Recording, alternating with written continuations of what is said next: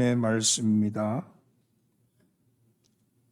하나님의 말씀은 신약 성경 디모데전서 1장 12절로 14절의 말씀입니다. 디모데전서 1장 12절로 14절의 말씀을 한 목소리로 봉독합니다. 나를 능하게 하신 그리스도 예수 우리 주께 내가 감사함은 나를 충성되이 여겨 내게 직분을 맡기심이니 내가 전에는 비방자요 박해자요 폭행자였으나 도리어 긍휼을 입은 것은 내가 믿지 아니할 때 알지 못하고 행하였음이라. 우리 주의 은혜가 그리스도 예수 안에 있는 믿음과 사랑과 함께 넘치도록 풍성하였도다. 아멘. 할렐루야. 오늘도 예배에 참여하신 여러분들을 환영합니다. 옆에 있는 사람 인사 나누시죠. 잘 나오셨습니다. 앞뒤로 인사하면서 은혜 받읍시다.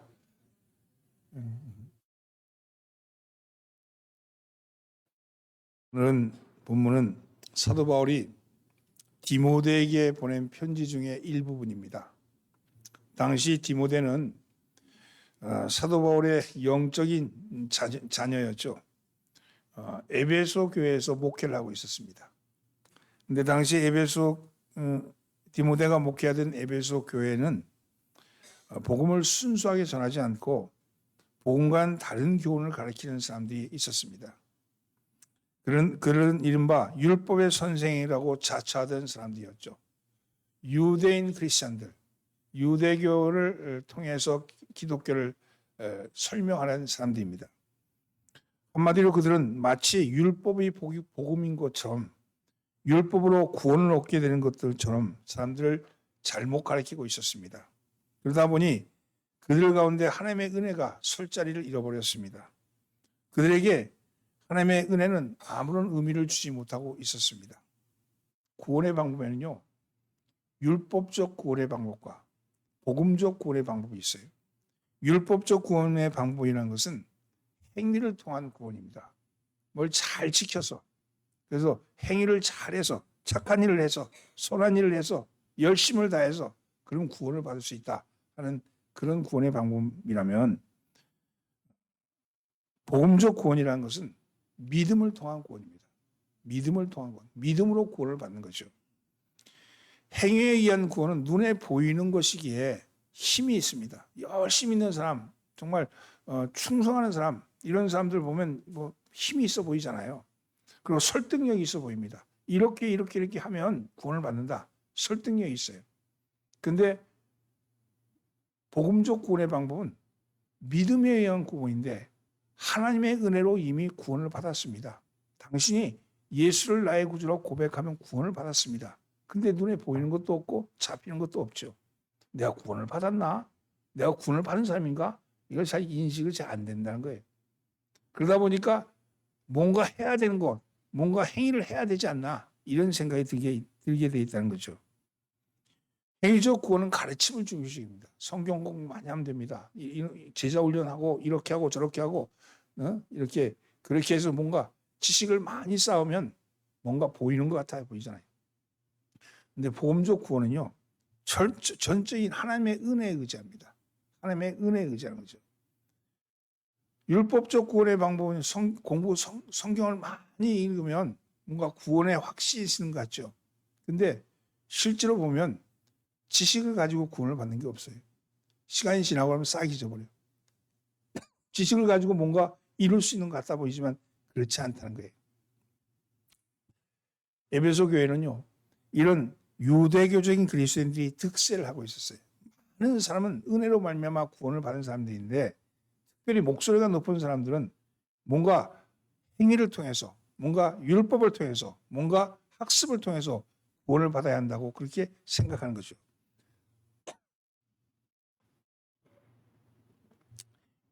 오늘날 교회도 마찬가지입니다. 율법이 복음인 것처럼 믿는 사람들이 있죠. 우리는 은혜로 구원받았다고 말을 하는데 실제로 우리의 삶의 모습은 율법적 삶에 더 마음이 가 있다는 거예요. 율법이 복음으로 안다는 것은 내 힘으로, 내 손으로, 내 능력으로 구원이 이루어질 것이라고 믿는 마음이 있는 거예요. 어느 목사님과 어느 교회가 봉헌 예배를 드렸어요. 성전을 잘 지어서 봉헌을 했습니다. 목사님이 그 성전 봉헌 예배를 드렸어요. 거기 수고한 장로님들이 쭉 앉아 있고 목사님도 오셔서 크게 기뻐했습니다. 예배당을 건축하고 봉헌하면서 모두가 이구동성으로 하나님의 은혜입니다. 하나님의 은혜 때문에 의해 봉헌되었습니다. 이렇게 말을 합니다. 근데 거기 앉아서 있는 목사님이나 장로님이나 건축위원이나 몇몇 열심히 있던 사람들의 마음속에는 이런 마음이 있어요. 그래도 수고하고 노력하고 돈을 모은 것은 하나님 아시죠? 우리가 그렇게 한 거 아시죠? 우리가 수고한 거 아시죠? 우리의 수고도 조금 있는 거 아시죠? 이런 마음이 들어있다는 거예요. 그래서 봉헌 예배에 가서 보면 마치 하나님께 영광이라 그러는데 사실은 자기네들끼리 영광을 돌리는 모습 같은 그런 행태를 보이는 거죠.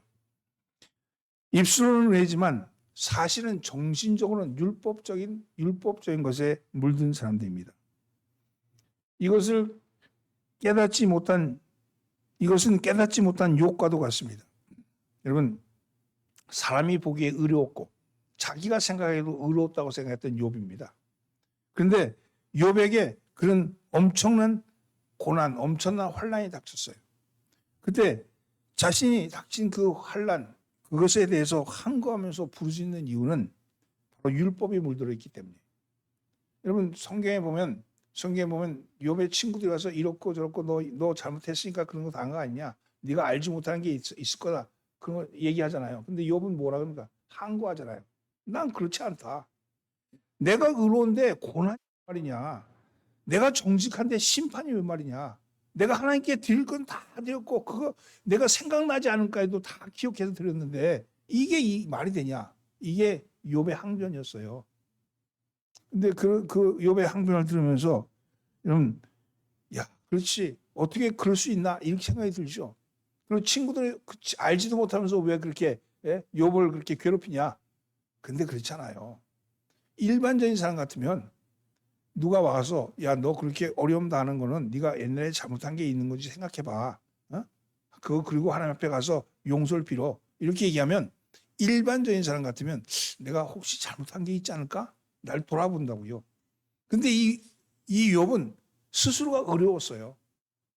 그 돌아볼 여지가 없어요. 왜냐하면 하나님 앞에 정직하게 살았으니까 이런 생각이 있는 거예요. 이게 율법적인 거예요.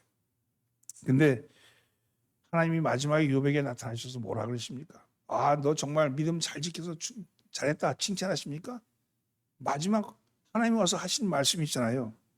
내가 땅에 기초를 놓을 때 너는 어디 있었냐? 내가 바다의 경계를 전할 때 한계를 전할 때 너 뭘 했냐? 이런 거 아니에요. 여러분, 욥은 그때 비로소 깨달은 거예요. 내 의라는 것도 하나님의 기초 위에 있구나. 하나님의 은혜의 기초 위에 있는 의구나.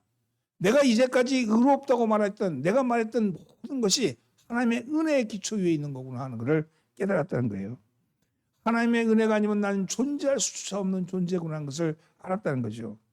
그때서 비로소 이렇게 얘기합니다. 하나님의 은혜가 아니면 나는 아무것도 아닌 것을 알았다는 거죠.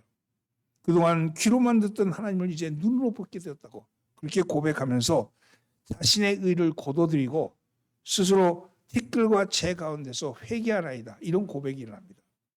우리는 욥 그럼 의인 이런 생각이 박혀 있었고 생각이 짧은데 사실은 욥기에서 말하는 것은요. 인간이 가지고 있는 의라는 것은 아무것도 아니라는 것이죠. 오늘날 교회도 이런 위험이 나타날 위험이 있습니다. 은연중에 율법적인 구원, 율법이 복음이라는 것, 행위로 구원을 얻는 것, 내가 무엇을 했기 때문에 복을 받았다는 듯 이런 생각에 빠져들기가 쉽습니다. 적당히 교회를 다닌 사람이 아닐수록 그 위험에 빠지기 쉽습니다. 자기 열심이 오히려 사탄의 통로가 된다는 거예요. 입으로는 하나님의 은혜를 부르짖지만 심중에는 율법주의, 공로주의, 인과응보적인 그런 생각이 또아리를 들고 있다는 사실이죠. 이에 비해서 바울은 오늘 본문에서 하나님의 은혜를 힘써 강조하고 있습니다. 율법이 내 손으로, 내 힘으로, 내 능력으로 뭔가 이루는 것이라면 은혜는 철저하게 지금까지 이루어진 모든 일이 전적으로 하나님의 은혜였습니다 하는 그 고백입니다. 사도 바울은 오늘 본문에서 지금 자신에게 이루어진 모든 것이 하나님의 은혜라고 고백합니다. 14절 말씀 함께 공부합니다. 우리 주의 은혜가 그리스도 예수 안에 있는 믿음과 사랑과 함께 넘치도록 풍성하였도다. 우리 주의 은혜가 그리스도 예수 안에 있는 믿음과 사랑과 함께 넘치도록 풍성하였도다. 사랑하는 성도 여러분, 어떻게 하면 우리도 이렇게 우리에게 이루어진 모든 것이 하나님의 은혜입니다, 이렇게 고백할 수 있을까요? 물이 바다를 넘친 같이 하나님의 은혜가 내 삶 속에 풍성하다고 그렇게 고백할 수 있겠습니까? 그리고 하나님이 지금 내게 주신 은혜는 과연 무엇일까요? 이 질문에 대한 답을 오늘 본문에서 찾으려고 합니다. 먼저 어떻게 해야지 주님이 내게 주신 은혜 주심을 알 수 있을까요? 주님이 내게 은혜 주심을 알 수 있을까? 그것은요, 철저하게 내가 죄인인 것을 깨달아야 합니다. 바울이 하나님의 은혜를 깨달을 수 있던 것은 자신이 죄인이라는 사실을 깨달았기 때문에, 내가 죄인이라는 것을 알았기 때문에 비로소 하나님의 은혜의 풍성함을 깨달을 수 있다는 거죠. 13절 말씀입니다. 내가 전에는 비방자요 박해자요 폭행자였으나 도리어 긍휼을 입은 것은 내가 믿지 아니할 때 알지 못하고 행하였습니다. 바울은요, 자기 스스로가 나는 박해자요 폭행자요 비방자였다. 난 비방자였다, 이렇게 얘기합니다. 바울은 비방이라고 말하는 이 말은요, 신성모독을 의미합니다. 여러분, 바울은 비방자였다. 난 박해자, 핍박자였다. 박해자였다. 이 박해한다는 것은요, 이러면 따라다니면서 남을 괴롭히는 거예요. 나는 비방했고, 난 누구를? 예수를 비방했고, 예수 믿는 사람을 비방했고, 난 누구를 박해했어요? 예수 믿는 사람을 박해했고, 나는 폭행했다. 누구를 폭행했어요? 예수 믿는 사람을 폭행했다는 거예요. 여러분, 사도 바울이 왜 이런 것을 자기 고백으로 하고 있을까요? 사도 바울은 사실은 예수를 믿기 전에는 기독교인을 철저하게 배척했던 사람, 철저하게 따라다니면서 괴롭혔던 사람 아닙니까? 악명 높은 사람이었죠. 바울이 과거에는 예수님이 그리스도인 줄 몰랐습니다. 그래서 그는 자신이 예수 그리스도의 신성을 모독하는 말을 할 뿐만 아니라 다른 사람에게도 그렇게 하도록 시켰습니다. 바울은 스스로가 자신이 하나님을 잘 안다고 생각했어요. 사도 바울이 하나님을 몰랐을까요? 하나님을 잘 안다고 생각했어요. 사도 바울이 어떤 사람입니까? 사도 바울은요, 어렸을 때부터 랍비 교육을 받은 사람이에요. 랍비 교육을 받는다는 건 어린 나이 때부터 모세오경을 다 외웠어야 돼. 우리는 뭐 요한 1서도 다 못 외우는데, 예? 모세오경을 다 외운 사람이에요.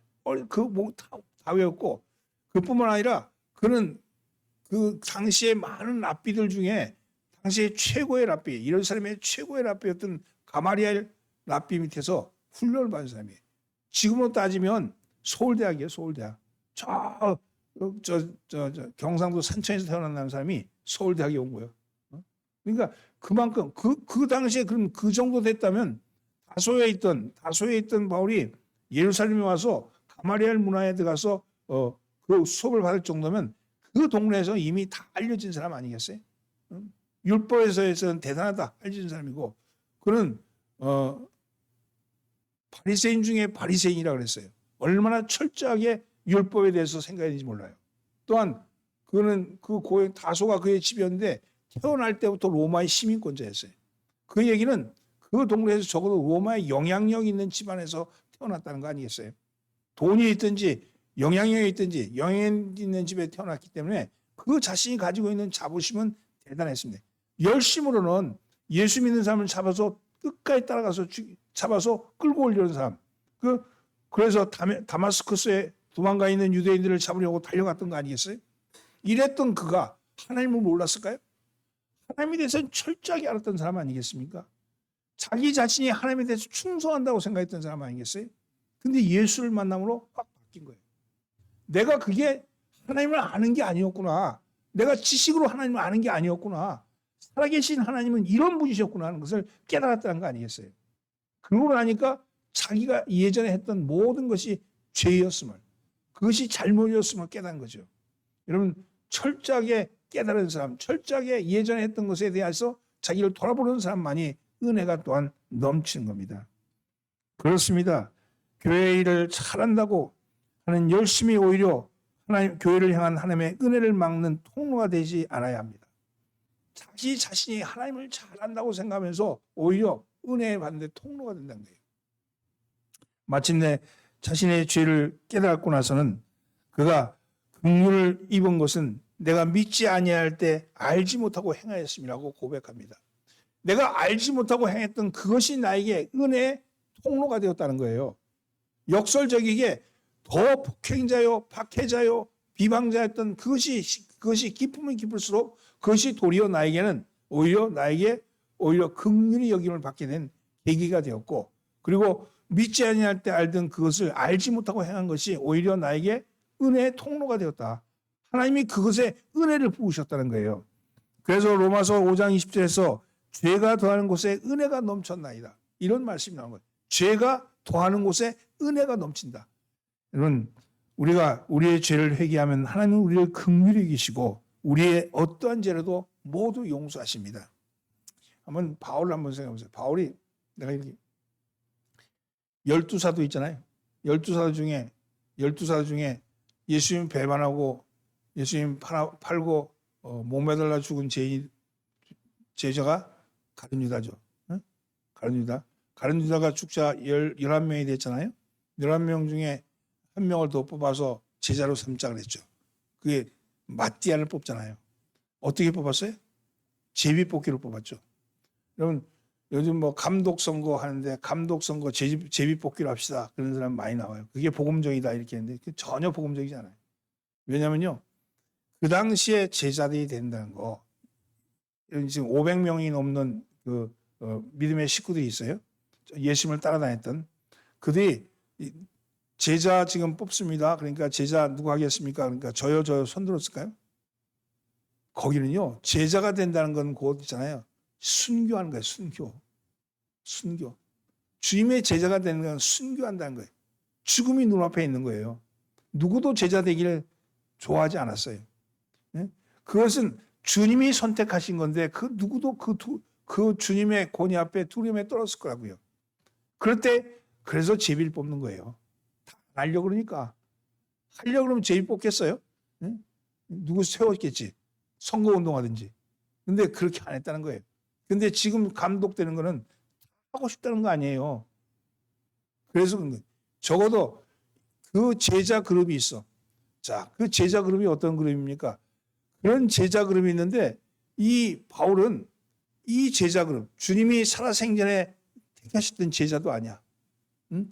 2년 전에 갑자기 다마스커스에서 눈이 멀어가지고 이렇게 왔다가 돌아갔던 다소에 갔던 사람 하나가 와가지고 자기가 제자라는 거예요. 주님이 택했다는 거예요. 그 얘기를 들으면서 야 주님이 택했다니까 그것에 대해서 인정하고 그렇구나 그런 사람이 있겠어요? 다 이렇게 생겼어요.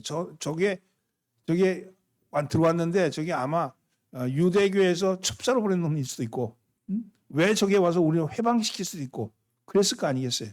그런 사람이 들어온 거예요. 근데 그걸 누가 보증해 줍니까? 바나바예요. 바나바가 보증해. 바나바는 어떤 사람입니까? 여러분 마가의 다락방이죠. 마가의 다락방에 그 마가의 어머니가 마리아예요. 그 마가의 다락방은 예수님이 예루살렘에 가실 때마다 머무던 장소에 부잣집이에요. 근데 그곳에 마가는요 거의 청년이었고 거기 어머니가 있었어요. 어머니인데 마리아예요. 그 마리아의 동생이 바나바예요. 바나바는 디아스포라 유대인인데 부자였어요. 그래서 디아스포라 유대인의 꿈이 뭐냐면 돈을 많이 벌어서 예루살렘에다가 땅을 사는 게 꿈이야. 근데 그런 예루살렘에 땅이 있었어요. 그 땅을 제일 먼저 갖다가 하나님께 바치는 거예요. 교회를 행해서 제일 먼저 봉헌하는 게 바나바였어요. 그 바나바, 마가는 누구예요? 마가는 예수님이 생전에 그 집에 방문했을 때 예수님에서 만났던 주님이라고 부르면서 만났던 사람이고 베드로에게 삼촌 하면서 따라다녔던 사람 아니에요? 그가 마가복음을 쓴 거예요. 그 얘기는 무슨 얘기냐면 지금 이렇게 쭉 얘기할 때 이 그룹이 예루살렘 안에 있는 한 그룹이 형성되어 있는 거예요. 초대교회 때부터 그런 그네들의 친근한 그룹들 그리고 늘 함께했던 그룹이 있는 거예요. 근데 바울은 어떤 거예요? 바울은 엉뚱해서 들어온 거 아니에요. 응? 정말 엉뚱하게 들어온 거예요, 그냥. 응? 들어와서 그곳에서 친해질 수가 없는 거예요. 첫 번째 성교행 때까지는 바나바가 그를 멘토했어요. 그래서 도와줬어요. 근데 두 번째 성교행 때는 마가 문제 때문에 분란이 난 거예요. 마가 문제가 분란이 났던 게 그냥 단순히 마가 요한 하나의 분란이 아니에요. 그 안에 어떻게 보면 제자 그룹이 있는 거예요. 제자 그룹. 마가는 제자들이 좋아했던 청년이야. 그리고 바나바는 인정받는 지도자였어. 근데 그것의 싸움이란 거 아니에요? 그러니까 두 번째 선교행 때부터는 이 바울이 완전히 떨어져 나간 거예요. 그런데 다니면서 뭐라 하냐면 나는 사도다 이렇게 얘기해요. 자, 이렇게 얘기할 때 이 얘기를 들으면서 야, 그 사도 바울은 그러니까 대단히 어떻게 보면 다른 사람들도 인정받거나 다른 사람들이 보증해 주거나 그런 게 없는 거예요. 오직 누구만? 오직 하나님만. 오직 하나님만이 나의 보증자 되신 거예요. 그래서 율법적이지 않는 거예요. 그래서 공로적이지 않는 거예요. 누구로 관계를 통해서 뭘 만드는 거 아니에요. 오직 하나님만이 나의 근거가 된 거예요. 12절 말씀 함께 봉독합시다. 나를 능하게 하신 그리스도 예수 우리 주께 내가 감사함은 나를 충성되이 여겨 내게 직분을 맡기심이니. 죄인이라고 고백했던 바울이 자기에게 그 고백에 대해서 하나님이 은혜를 베푸시는데 세 가지의 은혜를 통해서 우리에게 그 자신에게 은혜를 베푸셨음을 고백하는 거예요. 오늘 세 가지 은혜를 생각하려는데 첫째는 보면요. 오늘 본문 말씀에 12절에 나를 능하게 하신 예수 우리 주께 내가 감사함은 나를 충성되이 여겨 내게 직분을 맡기심이니. 첫 번째는요. 능하게 하시니. 두 번째는요. 충성되이 여겨요. 그리고 세 번째는요. 직분을 맡기심이. 하나님 이 사도 바울이 오늘 여기 하나님의 은혜를 고백하면서 세 가지를 얘기하는 거예요. 첫째는요. 힘을 주시는 애. 하나님이 나에게 힘을 주셨다. 이렇게 고백하는 거예요. 능하게 하신 그리스도 예수란 말은 능하게란 말은 우리말로 번역하면 일할 수 있는 힘을 주시라고 번역할 수 있죠. 바울은 복음을 전하면서 많은 핍박과 환란이 있었습니다. 그래서 주위로부터 시기와 질투심도 많았어요. 물론 유대인 크리스찬들도 유대인 기독교인들도 시기 질투했지만 제자들 속에서도 인정받지 못했어요. 그리고 조금 교회 성장시켜 놓으면 또 와가지고 쫓아내고 그래 쫓겨다니는 거예요.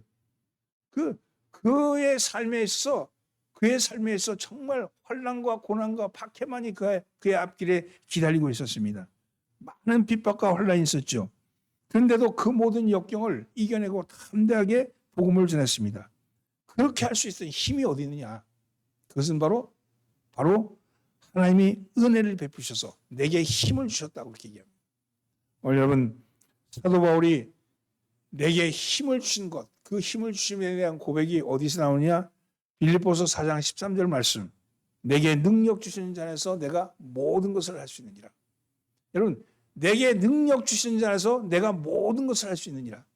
여러분 안에 능력 주시는 자 안에서 모든 것을 할 수 있다는 그 능력이 여러분에게 있기를 예수님을 축원합니다. 우리 고백한 그 능력, 그것이 바로 오늘 우리 속에 있는 거예요. 하나님이 능력 주셔야 돼요. 하나님이 능력 주셔야 일하는 거예요. 내 힘으로 하는 게 아니고요. 하나님의 힘으로 하는 거예요. 교회의 일은요. 신앙은요. 하나님의 힘으로 하는 거예요. 근데 끊임없이 우리는 내 힘으로 하려고 드는 거예요. 이게 바로 율법적 구원의 방법이에요.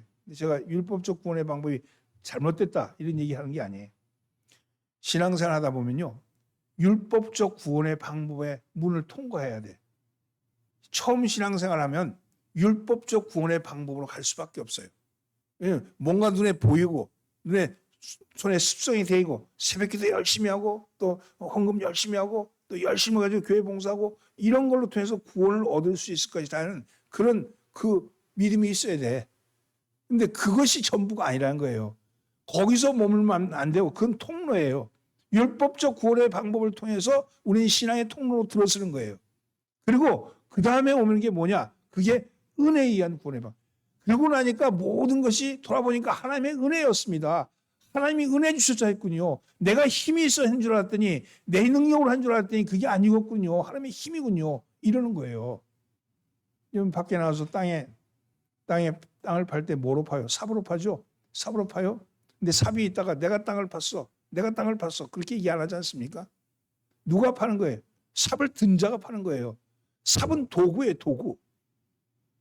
율법적인 방법에서 보면요. 내가 뭘 한다는 건 삽이야, 삽. 그런데 좀 지나고 나면요.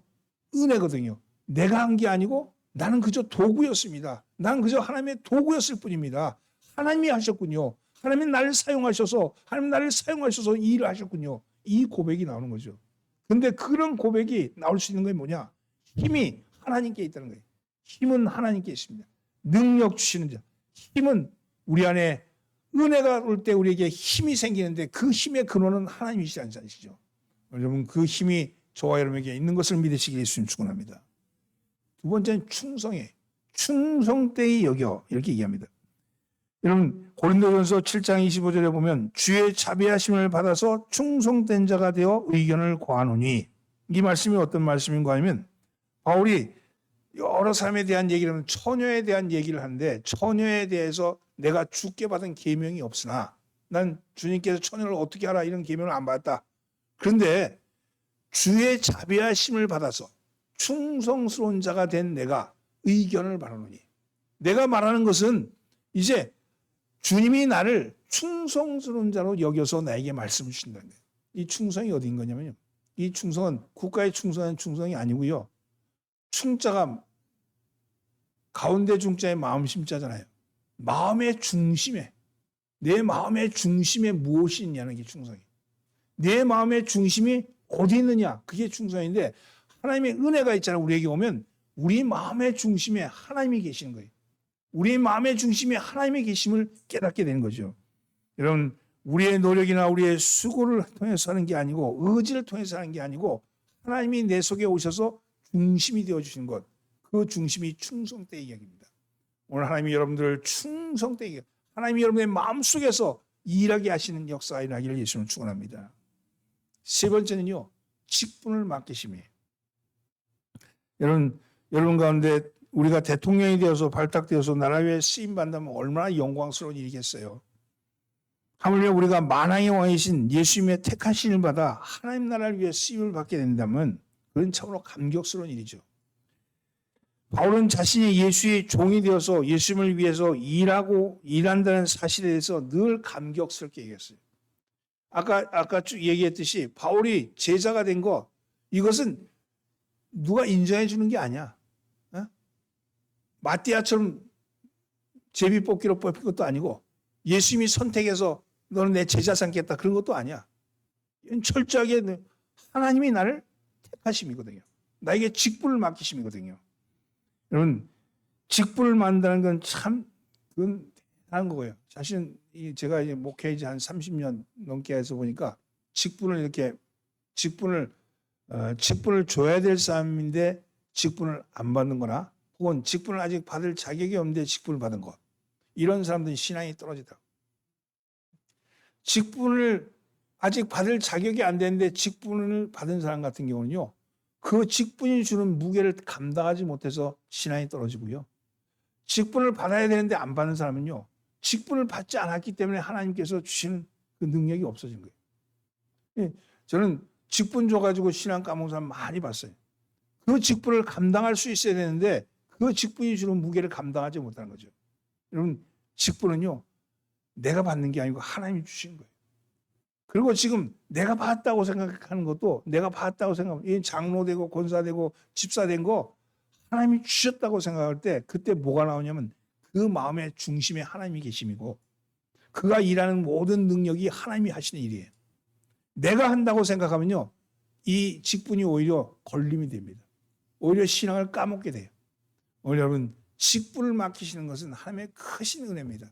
이 직분을 맡았다면 그 직분을 내가 어떻게 하지 어떻게 하든지 내가 주님의 직분에 따라서 그 모양을 갖춰와야지 하는 생각을 가지고 있어야 돼. 그래야 하나님이 능력 주시고 하나님이 일하신다는 거예요.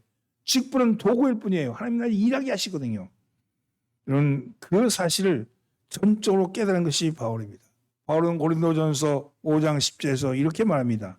나의 나 된 것은 하나님의 은혜로 된 것이니 내게 주시는 그 은혜가 헛되지 아니하여 내가 모든 사도보다 더 많이 수고하였으나 내가 한 것이 아니요 오직 나와 함께 하신 하나님의 은혜로다.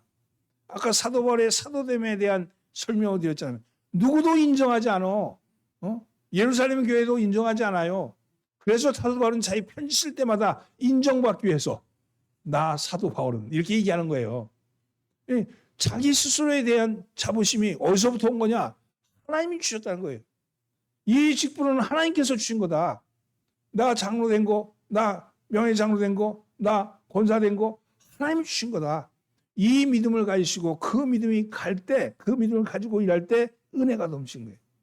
은혜가 되는 거예요. 은혜가. 우리 감리교는 장로는 항존직이고 권사는 1년직이에요. 1년직인데 뭐 1년 했다고 해서 바꾸는 건 아니지만 권사님은 왜 1년직으로 했을까? 해마다 새롭게 자신의 직분에 대해서 새롭게 인식하라는 거죠. 그러니까 직분을 맡음이 한 번 맡았으니까 한 번 해병은 영원한 해병이라고 한 번 권사 영원한 권사 이렇게 생각하지 말고 내가 올해도 하나님 앞에 은혜 받고 내가 직분을 받았구나. 하나님 앞에 내가 새롭게 해야지. 날마다 새롭게 되라고 그렇게 주신 거예요. 근데 가운데 자른 일은 별로 없어요. 그런 일은 없지만 그래도 1년직이라고 이렇게 표시된 것은 바로 그런 의미거든요. 여러분 은혜 주신 직분 주신 것도 하나님의 은혜인 걸 믿으시고 직분 주심에 감사히 여기시는 여러분 되기를 예수님으로 축원합니다. 사랑하는 성도 여러분, 우리에게 힘이 있는 것도 우리가 충성하게 된 것도 우리가 직분 있는 것도 모두 하나님의 풍성한 은혜 때문입니다. 여러분 그 은혜를 생각하면서 이 한 주간은 은혜 가운데 살아가시는 한 주간 되시기를 예수님으로 축원합니다. 기도합니다. 하나님 은혜 주심에 감사합니다. 은혜 주실 때 우리에게 충성하는 마음도 주셨고 우리 안에 힘도 주신 줄 아오니 그 힘을 잘 아버지 하나님이 주신 힘을 잘 활용하여서 아버지께 영광을 돌리게 하여 주옵소서. 오직 하나님의 은혜라고 고백하는 이 사도 바울의 고백이 우리의 고백이 되게 하여 주시고 주님이 기뻐하는 삶이 되게 하여 주시옵소서. 우리를 구원하신 예수님의 이름으로 기도합니다. 아멘.